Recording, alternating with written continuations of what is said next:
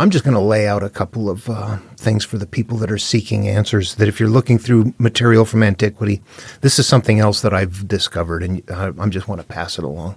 The different styles of verses that are actually all different kinds of vehicles for carrying the template. Again, there's two templates. They go together. The first template is the human life cycle. That would be called creation. That's held in something called creation. Then there is a human healing. I turn inward and go heal myself and find out how I do that. And that is the second template, the self-healing template. Those two templates frame every myth, every religion, and every spiritual teaching from antiquity. But they contain it in different ways. They don't sound the same. They don't look the same. They look radically different. But the template, once you turn it inward, is always the same, whether you're reading Hinduism or Taoism or Christianity. The template is going to be the same. Finding the template, seeing the template, is a very rare individual. I know that now. So if you're on board, if you can see things, we're not talking about, there's a couple of flood stories here. There must be something shared. Those are template components. That is exactly correct. We're not going to look at that as a flood really happened or that it's a baloney story. We're going to look at that as an analogous component part that plays out in the psyche that represents something different. And my life is my world. It has become raucous. The flood is intended to wipe it out for a rebirth, for a starting over again. The flood is that right there. In every teaching, that is what the flood is. Let's reverse engineer this, though. If a flood is indeed for me to wipe out my beginnings, it's really my memories, my life experiences. I'm looking to erase them or to somehow let them go. Can't erase them. You want to let them go. You want to move past them. They hurt my life. Where I came from is causing me to be a certain way, which is causing my life to hurt, and I don't want it that way anymore. That is what is here. We have a flood story, which is we're looking to create a story that says we need to wipe this internal part out. We need to destroy this part of us, somehow. This is our world. What do? Well, we create a flood story. And that makes sense because this is a time in life in humanity where it's getting really big, and they're along the fertile river deltas. And there's a lot of food, and there's agriculture, cattle, whatnot. Goats, they're moving up and down all around the river. Throughout the year, what's going to happen? They're on foot. Remember, there's pre-technology. They're walking everywhere. Animals are going to die. They're going to rot. They're going to poop. At some point in time before the floods come, this river delta would probably activate your gag reflex. It would be freaking nasty if you were there. Floods come through and you're like, wow, look, it just cleaned it all out. Perfect analogy for clearing out this issue. But let's take a look at the cyclical issues first to begin with. This is how we see them being carried in different vehicles. And I want to talk about the vehicles, the variations of them, the short verse, the longer verse, how they are at some point like short verse that are directed towards you or that are made to sound like you're turning it over to somebody else. Yet, despite the style changes in the way that it is being carried, the reason they sound different is because they're analogous terms that look outward, carrying the inner template. You must strip off the analogous terms and place the concept back into the template. But if we know what the template is, it's much easier to just get straight there. In fact, a flood story is only one way of carrying that, wiping yourself out. Jesus can say something as simple as cleaning out the inside of your cup, which is going to mean the same thing. Whether it's a big analogous component or a small analogous component, it plays out in our psyche. It's about us. It is built on that platform. So we might not only wipe out our world, we might have to say, we can't keep using flood stories. It'll show up too often. What else are we going to do? I know, destroy. You have created a bad city. Your entire structure, who and what you are, your angry self, is Jericho, and it must be destroyed. Or like a field, perhaps, a vineyard that you've rented out to people who now won't give it back to you, and you got to go get it back. If you go to Arjuna, you'll find out that in Hinduism, this is where Arjuna and Krishna are getting ready to turn inward, where what has he got? His family has had rule of the land. In Greek myth, you're going to have to go get back your kingdom or something like that. All of these are representing that up there. This is yours. That's your kingdom. It's your land. It's your city. It's your world. It's your universe. It's anything you want to call it, it's yours. It plays out up here. All of them are analogous terms used to hold this idea that you need to go back and get what belongs to you. But it's your mind, it's your life. When we start out in life, we kind of wire to what is happening, and we may not be in charge. We're attached to life and making decisions based on what is happening in the physical world instead of standing up from it and observing it going on and interacting with it from a higher position instead of reacting to everything. Okay, let's look at some more ways of how they're holding. Let's just look at one, that repetitive pain cycle. That is something that Joseph Campbell never identified in any of his template work, and it's very much a part of this process. And you will find it either in the creation template or in the self-healing template. It will appear. This is an incredibly important part that hasn't been identified. So let's look at it and see how conceptually they're carrying this in a variety of different styles. And the styles are basically what? Stick with me if you're not aware of this, but if you've studied a bit, you'll know this. Taoism and Buddhism are two ways that are carrying short verse that are really meant for, this is your guru, this is about you. Turn inward, figure this out, process it. This will heal you. Jesus has short verse material as well. However, it is carried in a different style. If you just took the Sermon on the Plain, that's it. Let everything else go. Grab the Sermon on the Plain, Buddha's Dhammapada, and the Tao Te Ching from Lao Tzu, and all three of those are going to teach the exact same thing. Read them and figure out how that works, and you'll have a handle on this. However, okay, so the Buddha and the Lao Tzu ones are intentionally that, yeah, there's no God, there's nothing supernatural out there. This is you heal it, you heal yourself. And you have to be kind of interested in that to that's going to be part of your culture. It's not that popular. When things like this become popular is when you have a Jesus teaching where suddenly now the same stuff is carried in analogous verbiage again, but in this case, they've shifted the way the verbiage is. They make it sound like instead of you must do it, they make it sound like you must turn it over to Jesus, and Jesus will do it. What they don't tell you is that in the transition of changes, you are the one who is Jesus. It's written in such a way that you don't even want to touch that. It's very scary to go after the teaching in something that Jesus would put out when it's essentially it's the same thing. But what happens? It gets disseminated majorly simply by changing the way that it's carried, the analogs. Christianity becomes a monster compared to Buddhism and Taoism together. We can see that. All the Abrahamic style stuff. Okay, that's the short verse stuff. There's two different ways of even doing the short verse. One, you know it's about you. One, you think it's about something else. The longer verse stuff, now we get into mythology, and that is where the template is carried, and it's carried in mythological. There's creatures. There's all kinds of things to defeat. There's clashing rocks. There's things we must go through. There's a pathway we must take. It starts out that we need to go get something that belongs to us on our adventure. Somebody else has got it. We've got to go defeat the demons. We come back. Yay, everything is okay. It's going to be a repetitive process, very similar to that. But it's going to be about us going in and defeating what is inside of us that is hurting us.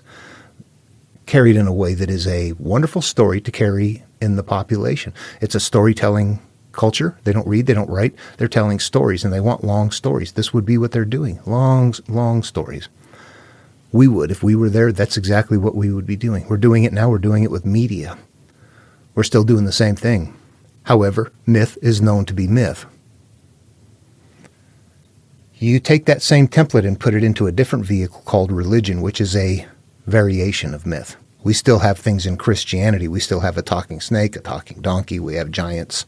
There are references to things that didn't quite exactly get out of there. Right off in Genesis, we got, giants on the earth having sex with the daughters of men. It's like, wait a minute. Something's still a little mythological about this story right here. You better think so. Anyway, so we have the same things being carried, only this time they're changing the way that it is.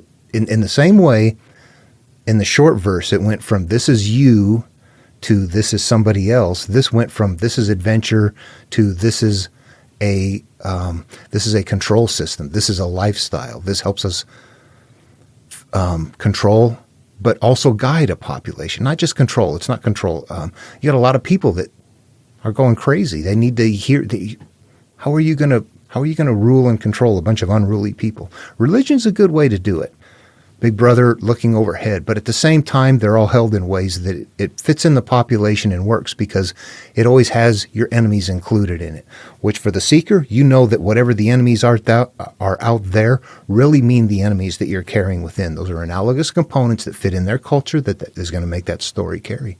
We have to go destroy the Chaldeans,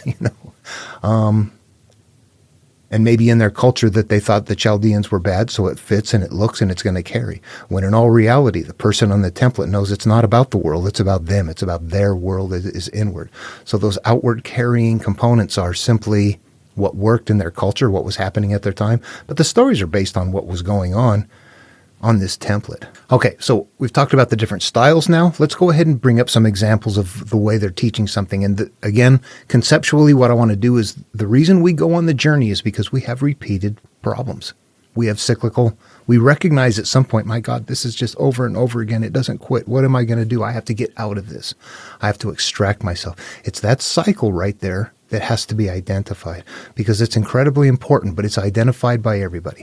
Let's go ahead and start with one that's super easy to see. Conceptually, it's a super easy transition. Let's go to the Buddha. And actually, before I begin, I should probably caveat at this point. I've done it in previous videos, but I need to right here. That Buddhism is a huge thing. That what I'm looking at right here, the Dhammapada, is a collection of Buddha's basic verbiage, his basic teaching, the core teaching. The Tao Te Ching from Lao Tzu is the same thing. Taoism is huge. There's much to it. There's volumes on it. But there's a book that is just the basic core teaching that it all stemmed from. And Jesus's work, the Sermon on the Mount, same thing. Core teaching. The rest of it grew from there. Okay. In Buddha's Dhammapada, the very first verse here is this. All that we are is the result of what we have thought. It is founded on our thoughts. It is made up of our thoughts. If a man speaks or acts with an evil thought, pain follows him as the wheel follows the ox that draws the carriage. Now, there's a couple of things going on here, and I'll just cover the cyclical part. You see the wheel, a wheel goes round and round. Acts, evil thought, follows him as a wheel, evil following. We need to make ourselves component parts of this verse. We are this verse. This is a verse that is using analogous components to describe something that is a part of our inner being, a part of our psyche, a part of our mentality. And look, it starts right off. All that we are is a result of what we have thought. Buddha's telling us that our experience in life is based in mental processes. It is founded on our thoughts. It is made up of our thoughts. Period. Mental.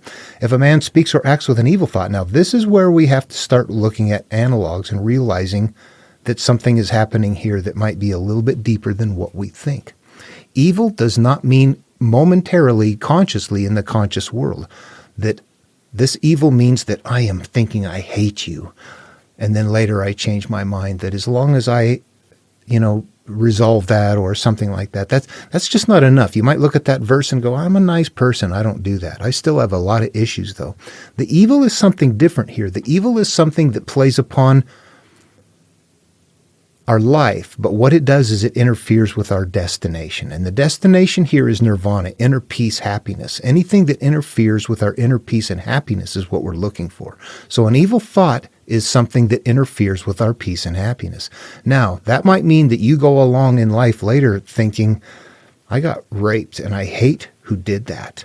I hate it, but I keep having cyclical issues. That has to be called an evil thought. It is not your evil thinking.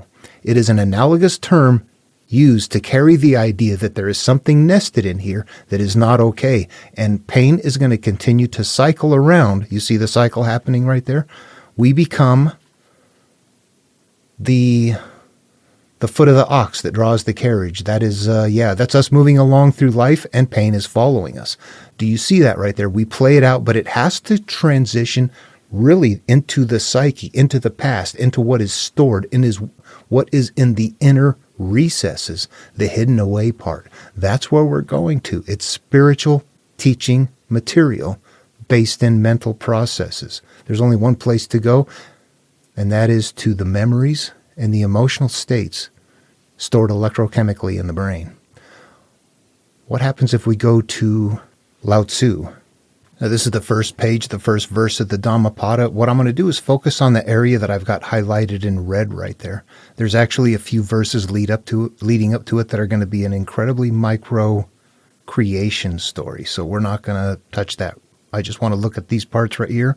Right in the beginning of the Tao Te Ching, you can see that like in Buddha, the cycle was happening. This time we're not going to see something as easily as a wheel coming around. This time we're going to have to see something conceptual. All right, naming is the origin of all particular things. This plays out in the psyche. This means that we become products of what our experiences are and how we classify those experiences. We become products of our mental processes. Naming is the origin of all particular things. This is our life, our experience. When I say I like that, I've named it. I want it. It feels good. When I say I don't like that, I've named it. It doesn't feel good. It is also a part of me. That is what I am becoming. Free from desire, you realize the mystery. So as long as I'm not attached to anything, life is a mystery. Wonderful. Caught in desire, as long as I'm hanging on to something, you only see the manifestations. Then whatever I'm hanging on to continues to come around you. See the conceptual idea there. You can see how it is not always easy to see what is going on unless they get completely played out. They have to be interpreted in a certain way. You'll also notice as I go along, no matter which material I grab, they're going to get the exact same process. There's no deviation. It's always going to be the same template. What's going to be variable are the analogous terms that they're using and the style that they're putting it in. That's it. Okay, now let's move on to a Jesus version. This is, like I said, it's going to be widely varied analogs, which features a dual and purposeful guidance intent. We'll talk about that a little bit, but that's not really what I'm interested in doing. It's just revealing the cyclical issues. This comes from the Sermon on the Mount, so it does come from that pivotal block of work. Yes, it's there. However, I will note that in this case, it is not right in the beginning. It is actually nested a little bit deeper in there, which makes it almost look to me like they just, all the pieces and parts are there. They just jumbled up the sequence. They didn't keep it in sequence. Do not judge so that you may not be judged. For the judgment you give will be the judgment you get, and the measure you give will be the measure you get. Okay, what does that sound like? It sounds like a typical religious verse, and it actually has that dual purpose. It sounds if you just conduct yourself in that way, it'll work. However, we know in real life it doesn't. It doesn't come with caveats in here, but it should. There are people in this world that hate me because I am an American, because of what they see on media. They have no idea what I'm about. We have people here that do the same thing elsewhere in the world. We are being judged even if you're sitting there going, I'm not that way. I'm sorry. Please don't treat me like that. It doesn't work in the physical world. You're still getting judged even though you're not judging them. You understand that most people are looking at things in that way, though. We're not. At any rate, when we turn it in, judging becomes naming. Like in Lao Tzu's version, that's the beginning of something. When you judge something, it's the same thing as classifying it. When you judge it, it's going to be a certain memory and a certain emotion, which is going to equate to a certain frequency, which is mental. And that as we store things away, it's going to continue to emerge on those same terms. And so the measure you meet is there as well as the judgment. So the judgment is what the issue is, and the measure is the amplitude of it, how strong it is. So however badly you feel about something that is hurting you, or that you've got trapped away inside, or that it just angers you for some reason, the worse you feel about it, the worse it triggers out, the worse the outward experience is. So we have a cause and effect going on right there, but it's the same thing. And the cycles are implied. Again, like in the Lao Tzu one, it doesn't say again and again, but as long as it's in place, as long as you've got something judged, it's going to continue to act out under those terms. So right there it is in Jesus' work. Cyclical issues are something we want to leave behind. It's not written in a story form. And let me talk about those two again, just real briefly. The first two, Buddha and Lao Tzu, they're very well known as this is for you to work on for yourself. The Jesus one it's got the same nesting in there in the exact same way. However, we got something different going on in the population, and we're using analogs that is going to give them something different to hold on to that isn't, that isn't so cryptic. It can be used to, if somebody doesn't interpret it, it is still usable. It's still usable. The other verses, you have to interpret them. They don't become that usable in life. They're known to be cryptic. These ones are made to look like they could just float out there. How do you know which ones to interpret? Every one of them. Every one of them. Sometimes the analogs sound like that's just real life, but they're not. Those are just really close ones. Treat them all the same. Okay, let's move on to another example. And this time straight to Genesis, right in the beginning, right after sin. This is part of what I'm calling this is part of creation, but it's what I'm calling the human life template. This is when we begin to experience life. And the woman, we've had to set this up. It's a little bit different style. The woman is our inner being, and the husband is the consciousness. We make the choices from our conscious experience, whether we like something or don't like it, then we store it away that way. That is the conscious creating the issues in the subconscious. That's actually the male that is the problem, that is hurting the female, who then acts out because of what she's been given. That's actually the truth of what's happening. But right here, what do we have? To the woman, he said, I will greatly increase your pangs in childbearing. In pain you shall bring forth children. Okay, let's stop right there. This is the pain of our life experiences that is continuing to come out. Analogously, this is being held in the same cyclical sort of a thing. It is a pain that is coming around over and over again. How often? As often as we give birth to it, as long as it gets triggered and acts out. Every time that happens, we're giving birth to it, and it's going to be painful, and it's going to increase as time goes on. Yet the desire will be for the husband, and he shall rule over you. Yeah, the husband is the one that is actually the one in charge of that issue that's coming about. The female is not in charge of it. The subconscious can only receive. It's a storage. It's a storage device that then acts out in the background. We build it through life, and then it acts out as we're not paying attention. That is what the woman is. And the husband is, there. Okay, so we have it. That's a cyclical part in Genesis. Complicated to see. Same thing, right in the beginning. We've got issues, cyclical issues. Okay, those are very short verse ways of nesting that idea. It's very... what you hold on to, you cycle around, is as simple as it is.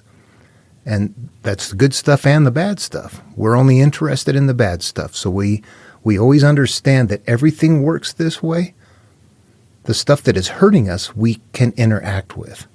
That's what the material is going to get to. But that right here, this is that part where it's telling us you've got cyclical issues in the template.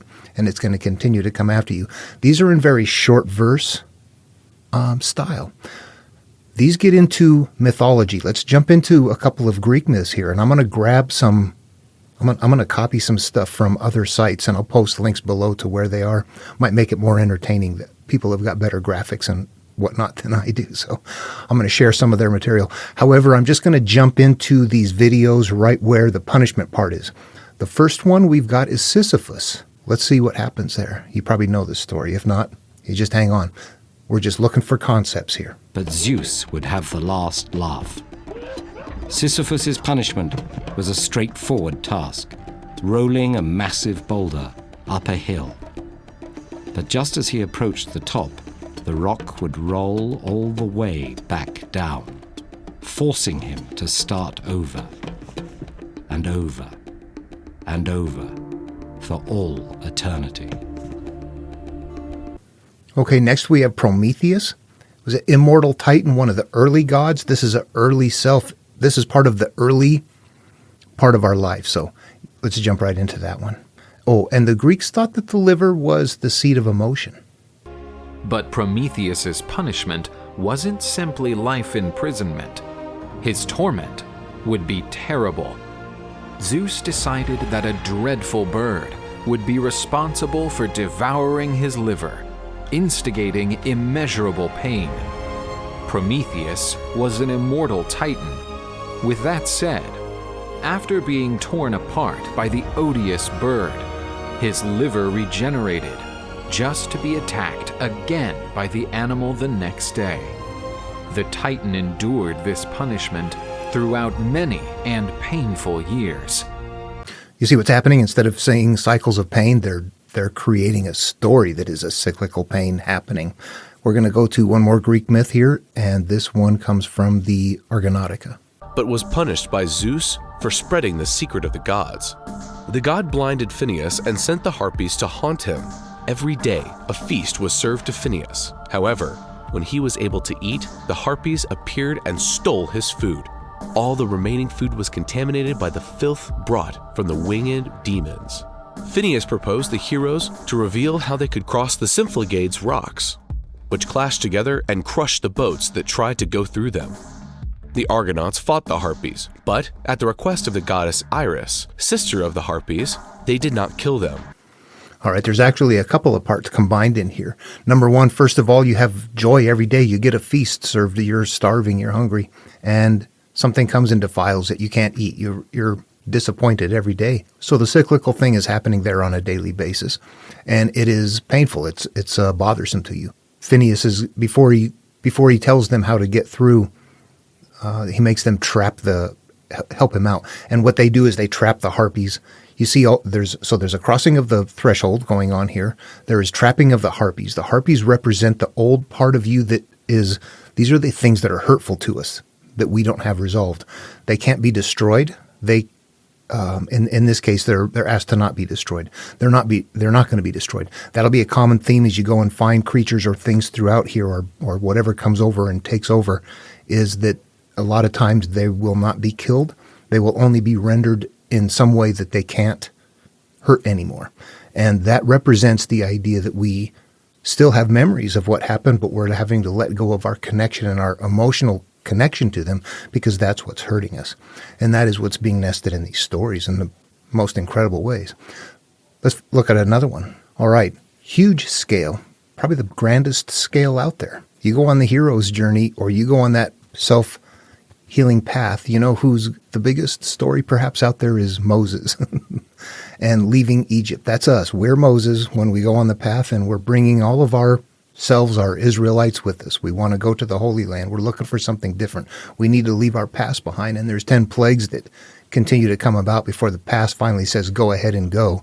Pharaoh says, yeah, get out of here. Then put to shame. Pharaoh says, okay, I'm going to get you anyway, and comes after you, and you barely get away going through, I was going to say the clashing rocks, going through the Red Sea. Same thing. You see the component parts there. That's what we're looking at. The more you put side by side, the more you see. And I think that's why it's difficult for people to see it. I criticize them, and I realize there's a lot of people that are seeing the similarities between Genesis and the Odyssey, Homer's work. And you look at that and go, yeah, you're all over it. And you watch, and you realize everybody's looking at Genesis and the Odyssey. That's it. You have to look at a lot of stuff, and you begin to see the conceptual ideas of what is going on. The things that look similar, yeah, they're patterned on there, and they're going to look similar. They're a storytelling culture. They don't have access to it like this. They're telling this word of mouth. They don't have this pile of material like we do. They got whatever stories they're told that they can hear often enough to memorize. That's what most of these are going to be doing in that population 3,500 years ago. They're being written down by people. They're being created by people at that time, no doubt. You can see the template there, and you can see that it's put into their population to be the same way. They're taking elements that have been destroyed, and they're just saying, "Oh, here's the evil that got destroyed." They're just taking elements from the culture. Instead of making up a demon, they're making up a story based on a city that's already been sacked. And you can see the template is what is framing those stories. Okay, I'm gonna say that the elements that people are looking at that look similar, yep, they're on the template, and they're pretty shared. They don't deviate very much. However, there are many things that are identical that don't even look or sound alike until you do the conceptual switch. There's a lot of variations outward looking that can be used. And that's exactly what is happening. At any rate, okay, I'm going off here. That is what I wanted to do in this video, kind of talk a little bit more about the different styles that they're doing and show how between those styles, they're all encapsulating this, but you don't see it until you begin to read it conceptually in the psyche. That has to happen. That transition has to happen, or it's difficult to see what they're doing. Stories, every bit of it plays out in the psyche. When you go watch, go pull up YouTube, get that old YouTube Argonautica, the Jason and the Argonauts. You'll find that one with the Harryhausen claymation, all that fun stuff in there. And just watch. It's not complete. It's not accurate. It's a Hollywood rendition, but it's quick and easy to watch. And you'll see right off the bat, Jason has been set aside. Pelias, King Pelias, that represents your early self who has control over it's your kingdom to rule. However, you need to go get the golden fleece in order to get it. So there's this whole pathway goes inward to defeat your inner self. There's a couple of thresholds to cross. One of the river where he loses a sandal and he meets up with his older self. But then there's the clashing rocks, which is a very severe one. That's where the evil is. So that represents there's one threshold turning inward. Then there's another threshold where we have this stuff trapped that it's like, oh, we'll look at a lot of things, but not this stuff. This is the hell. This is the deeper place that we need to get across a threshold to get into that one. The river Styx, it's all going to show up. Okay, that's it for this video. I just wanted to show those examples and how they're nesting that and the different styles of verses that I see, the different ways that they're nesting it, and what else? Just the way that you read them conceptually, and that once you do that and play them out in the psyche, that then they come online as to what it is. And all right, hope this was a fun and interesting video. If you're in your own studies and your own research, make it all about you.